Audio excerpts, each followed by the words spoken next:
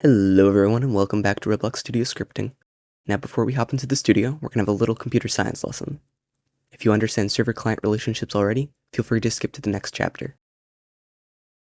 Suppose we have a computer that's running a game instance.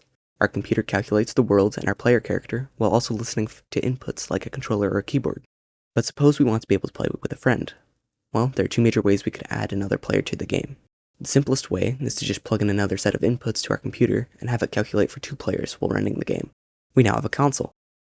But what if we can't be in the same room as our friend? In this case, we'll have to connect multiple computers over a network, one computer for each player, which, from this point on, will be called clients. Now, networks can vary, being wired or wireless, local or global, but every network is simply a connection over which information can be shared. So we have two or more clients, all being used for the same game. But how do we distribute the workload between them? Well, each one needs to handle the inputs for its associated player, but which one should handle the world's audio, or the geometry? What about the lighting? In this situation, one of the clients usually takes responsibility for the majority of calculations. Thus, it not only becomes a client, but a server. Now, each client will be responsible for its player's inputs, user interface, often abbreviated to UI, and any audio or visuals specific to that player's point of view. Clients are also responsible for communicating important information to the server, and the server, which in this case is also a client with client responsibilities, is responsible for the world's geometry, lighting, and audio, as well as communicating this information and each client's information to every other client. This allows each client to see each other's actions and is known as replication. Many co-op and less resource-intensive games are set up this way, but more resource-intensive games can't do this. It would put an extraordinary amount of stress on one of the player's PCs. The solution? Have a dedicated computer be the server. This way, each client only has to calculate the bare minimum, and the server can drop client responsibilities. These servers are generally hosted by the game publisher, or a server provider in a central building, with some providing their services for free. Others don't, requiring you to host the server yourself, or pay a provider for their services. Luckily, Roblox does provide their servers for free, allowing anyone to host or join a multiplayer game. Now that we've covered the basics of client-server relationships, let's hop into the studio. In Roblox, we're given two types of scripts. One type for clients called local scripts, and one type for the server that are just called scripts. Scripts are run by the server, and work done by them automatically replicates to every client. They can be run anywhere that is the responsibility of the server. Most commonly, they are put inside of server script service, but they can also be put inside of the workspace or its children, as it's also the responsibility of the server. However, they cannot be run within inside the player object, as it's the responsibility of a client, not the server. Local scripts are run by the client, and work done by them will not replicate to any other client except for the one that is running it. Client-side scripts can be run within the player object and the associated character. Characters are models within the workspace and are a funny middle ground between server responsibility and client responsibility, with both scripts and local scripts functioning when put inside them.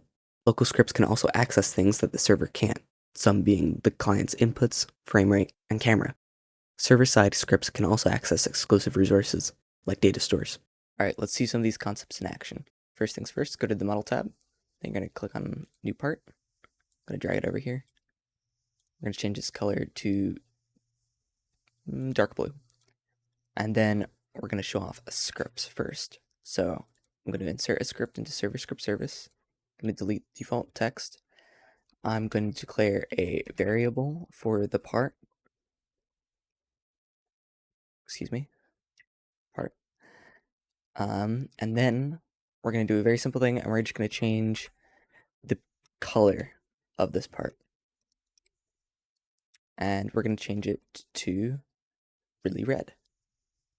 Now, if we play tests, we'll be able to see it on our client, because it's a server side thing. But also, if you go to the test tab up here, we can see that we can create and simulate our own server on our computer. So I'm going to click 2 players, let that load, and one of these windows will be the server, this one, and the server can see the changes that it's made.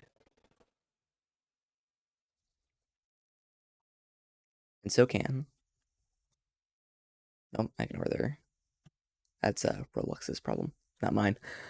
And then each client can also see that the brick has changed color. All right, let's move on to local scripts. So you're going to see a folder here in the Explorer, starter player. and you're going to see two folders inside. Starter character scripts. Whenever a character is added or respawned, all scripts inside of this will be inserted into the character. And the same thing for the starter player, but in this case it'll go into the player object and not the character. So let's insert a local script into here. And let's define a variable for our part. Game.workspace.part. And before we can actually define that, we actually then have to wait a few seconds. Otherwise, the player and the character will not have time to load into the server before this runs or attempts to run, and that can lead to some errors.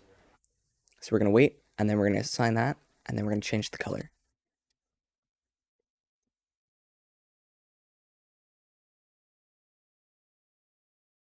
Okay, and then we're going to click play.